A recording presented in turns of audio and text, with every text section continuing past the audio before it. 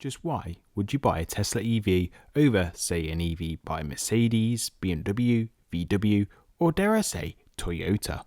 My wife asked a very similar question about a particular German brand, and why would you buy a Tesla over it? I was genuinely taken back as to why she was so intrigued in the first place. It's not often I get to talk about Tesla at a deeper level with my wife. You folks annoy my semi-invested audience for that kind of content.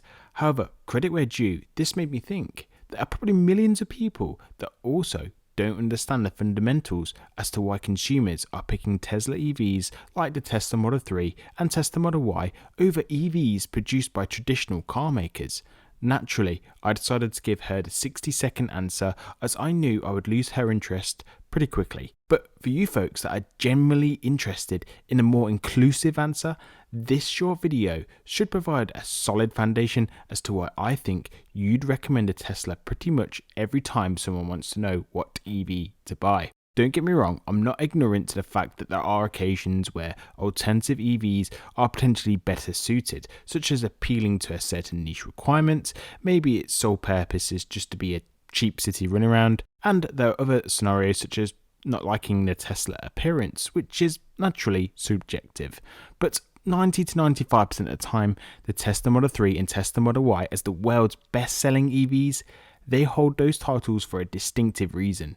In fact, the Tesla Model Y is currently the world's best-selling car at this very moment. This isn't by some freak accident. The Tesla offering from the ground up is definitively better, and here are my 4 reasons why that is. So before I kickstart the video, I'd appreciate it if you could just drop the video a cheeky like, subscribe, hit the notification bell. Right, let's just get into the thick of it, folks.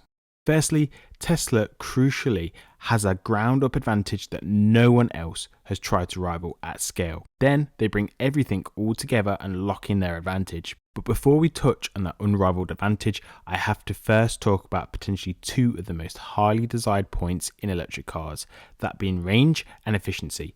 From the very start, Tesla was always at the forefront of electric vehicle range and efficiency.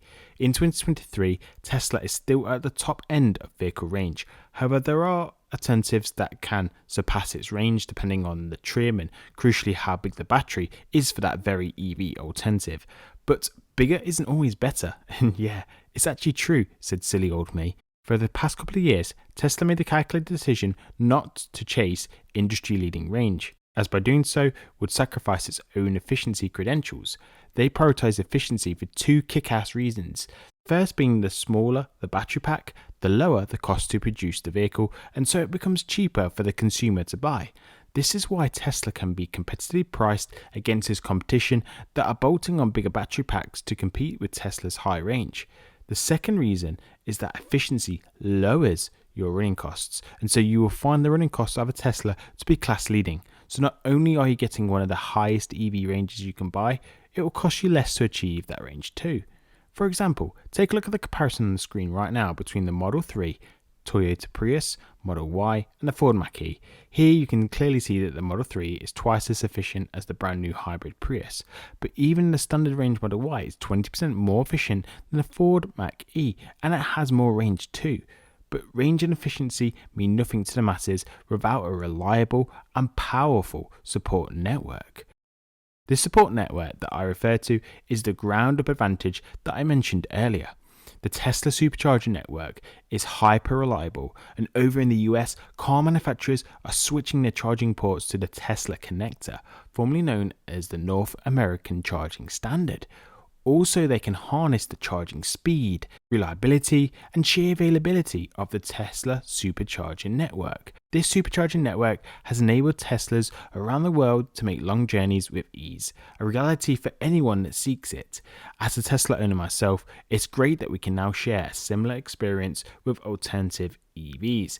Here in the UK and Europe, we already have the same connector, and so we have designated sites that already accepts other brands.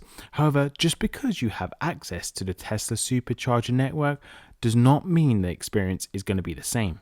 Tesla owners will retain a pricing advantage through discounted rates, plug and play, real-time occupation usage, and preconditioning preparation advantages. Having the infrastructure from the start was an advantage in principle. However, these perks retain a small advantage when heading over to a supercharger. In addition to this physical support network being the supercharger network, Tesla has undoubtedly some of the smartest cars on the road. And by smartest, I mean the utilization of software. This enables unrivaled customer experience from pure driving convenience to cost-saving initiatives, both on a product level and running cost level that you probably never even considered. Now, I think pretty much every new car in the Western world will have some form of software dialed in. But the difference between what is on offer can be akin to a Nokia 3310 to an iPhone. You can still do the basics on both phones, but the other one has a lot more to offer when it comes to computation and services. The software is efficiently dialed in and connected to all fronts. Take the supercharger network. The experience is the best because it's probably one of the only charging experiences where you can literally just turn up, stick the cable in, and it will start charging without having you to whip out your credit card or initiate a charge via a smartphone app. The Tesla exclusive plug and play that I mentioned earlier. The software extends to the navigation and that feeds through real-time usage rates at the superchargers. It even identifies when you have a potential mechanical fault with your car, and then it will auto-order the required parts to your local service centre ahead of your nominated service appointment. This software effectively draws out a more refined driving experience to make it more convenient and less of a chore than it needs to be. I haven't even discussed the vast range of entertainment and software-enabled features like Sentry Mode or even Autopilot. It's truly a step ahead, and it's crucially stepping further ahead thanks to the over-the-air updates for continued support and enhancements. Final area that I want to highlight before concluding the video is to do with Tesla setting the benchmark for serviceability. This might take you back, so brace yourself. The manufacturer guidance on how often your Tesla should be serviced by Tesla is not annually or even biannually, it's simply on an as needed basis. I don't think Tesla gets enough credit for building two mass manufactured models effectively designed to need minimum serviceability. And by that, I mean it's so well designed, it's not enough to warrant an annual sum by you as a consumer for the experience of driving your car to a local service centre to get that annual service. Tesla could have easily made a ton more money just by getting you to inconveniently get an annual service every year that you didn't need. The fact is that they haven't, and they don't need you to. I'm not aware of any other EV that has the same stance. In fact, I think most of them stick to just what they know and set the requirements to match their ICE alternatives because that's simply what they know. And an ICE by design has many more moving parts that by design requires an annual service to keep it in good working order. And by design, their EV alternatives should actually fare better, but not well enough for them to take the same stance as Tesla for some reason. If you've ever seen the independent analysis over at the Monroe Live's YouTube channel, it's honestly breathtaking to see how lean the Tesla design is for their vehicles compared to the alternatives. For example, the Model Y thermal hose is only 6.35 meters long compared to 18.42 meters long in the Ford Mach-E. That's almost 300% more hose required, and that's just the start. This is just one area. However, if the same/similar logic applies to other areas, this is extra weight affecting the range, the cost to you for the extra material, and keeping on topic, more potential fail points that need servicing. This isn't fanboyism. In fact, I would highly recommend that you do your own research too. I recommend starting with the independent industry expert himself, known as the Teardown Titan.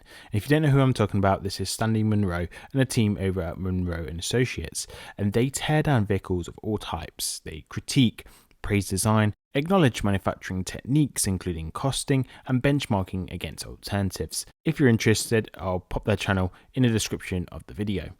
So to conclude, I'll relay sort of what I said to my wife in this very topic. People will generally opt for a Tesla because ultimately, whilst the alternatives may offer near similar range and potentially a more desirable interior, push come to shove, once they see, witness, hear a first-hand account from a friend, relative, or even a YouTuber that they trust, they will understand the importance of having a software-enhanced driving experience. Tesla draws out and effectively brings together all the other advantages that they have, such as supercharging.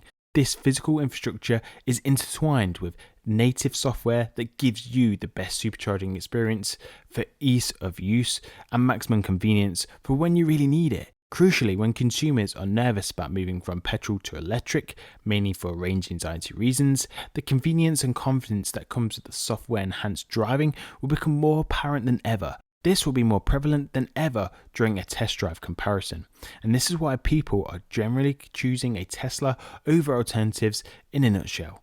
And as I've said before, I understand that Tesla is not a one-size-fits-all scenario, but it's such a good all-rounder that it becomes your go-to in almost every scenario. So what did you folks think about the video? Do you agree? Do you disagree? Do you hate my analysis? Let me know in the comment section below. I encourage respectful debates and would love to hear your own thoughts on this either way. Don't forget to like the video, subscribe, and to share the video with anyone who may benefit from the content of the video. Thanks for watching, and don't forget to tune in to next week. Ciao.